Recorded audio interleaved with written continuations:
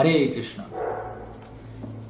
শ্রীমদ্ ভগবদ গীতা যথাযথ প্রথম অধ্যায় বিষাদ যোগে আজ আমরা 23 নম্বর শ্লোক পাঠ করে তার মর্মার্থ উপলব্ধি করব।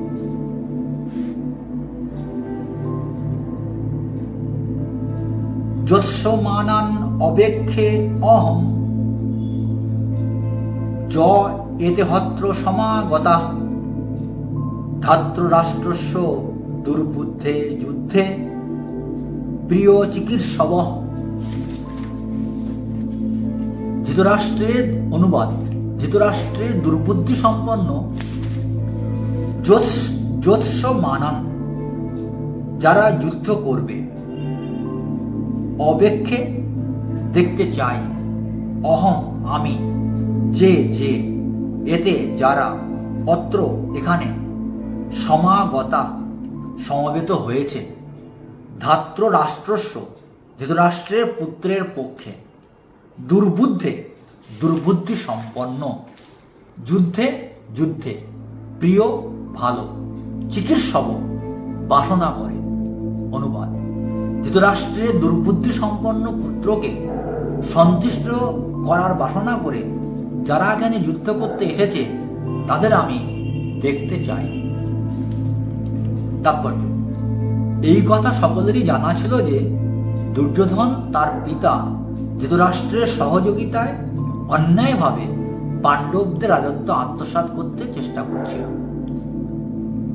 তাই যারা দুর্যোধনের পক্ষে যোগ দিয়েছিল তারা সকলেই ছিল এক গোয়ালের গরু।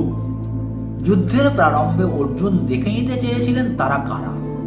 কৌরবদের সঙ্গে শান্তিপূর্ণ মীমাংসা করবার সব রকম প্রচেষ্টা ব্যর্থ হওয়ার ফলেই কুরুক্ষেত্রের যুদ্ধের আয়োজন করা হয়।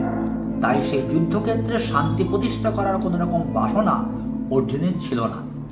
অর্জুন যদিও স্থির নিশ্চিতভাবে জানতেন জয় তার হবেই, কারণ শ্রীকৃষ্ণ তার পাশেই বসে আছেন, তবুও যুদ্ধের প্রারম্ভে তিনি শত্রুপক্ষের সৈন্যবল কতটা তা দেখে নিতে চেয়েছিলেন।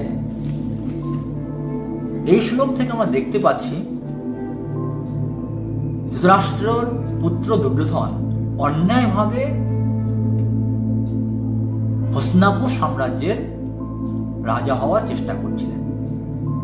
হস্তিনাপুর সাম্রাজ্যের রাজা পূর্বপুরুষের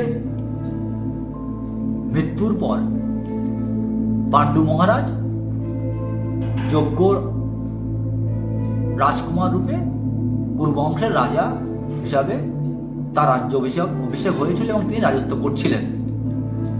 কিন্তু বনে যখন তার মুনির অভিশাপে, একজন ঋষির অভিশাপে তার অকাল মৃত্যু হয়, তারপর হস্তিনাপুর সাম্রাজ্যের তত্ত্বাবধায়ক বা কেয়ারটেকার সরকার পরিচালনার দায়িত্ব পড়ে বর্তায় অন্ধ ধৃতরাষ্ট্রের উপর।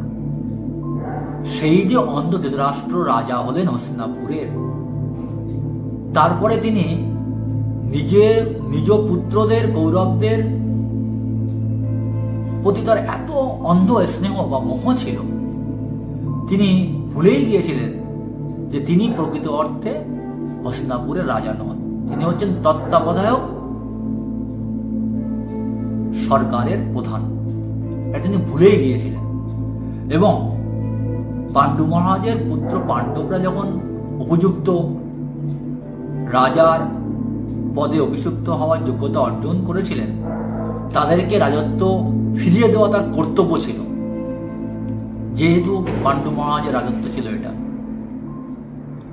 কিন্তু অন্ধ পুত্র স্নেহে অন্ধ ধৃতরাষ্ট্র সেই কর্তব্য সম্পাদন না করে প্রতি মুহূর্তে ছলে বলে কৌশলে পাণ্ডু মহারাজের পুত্রদেরকে কুরু সম্রাটের আসনে, কুরু সম্রাটদের আসনে উত্তরাধিকার সূত্রে না বসিয়ে তাদেরকে বঞ্চিত করে নিজ পুত্র দুর্যোধনকে রাজা করার চেষ্টা করেছিলেন। এটা ছিল সম্পূর্ণ অন্যায় প্রক্রিয়া বা পদ্ধতি। এই তত্ত্ব বা শিক্ষা আমরা এখান থেকে লাভ করতে পারি। এ থেকে আমরা শিক্ষা গ্রহণ করতে পারি যে জিনিসটি আমাদের নয়, যে জিনিসটি যার জন্য নির্দিষ্ট রয়েছে ভগবানের কৃপাতে, তাকে সেই জিনিসটি দিয়ে দেওয়া আমাদের উচিত। কখনোই কূট কৌশলে, জোর করে বা ছলনা করে কোনো জিনিস যদি আমরা গ্রহণ করি, তা কখনোই আমরা ধরে রাখতে পারবো না। যেমন করে ধৃতরাষ্ট্র এবং তার পুত্রেরা হস্তিনাপুর সাম্রাজ্যের উত্তরাধিকার বা সিংহাসন ধরে রাখতে পারেননি। এ থেকে আমাদের এই শিক্ষা লাভ করে আমাদেরও সতর্ক হতে হবে।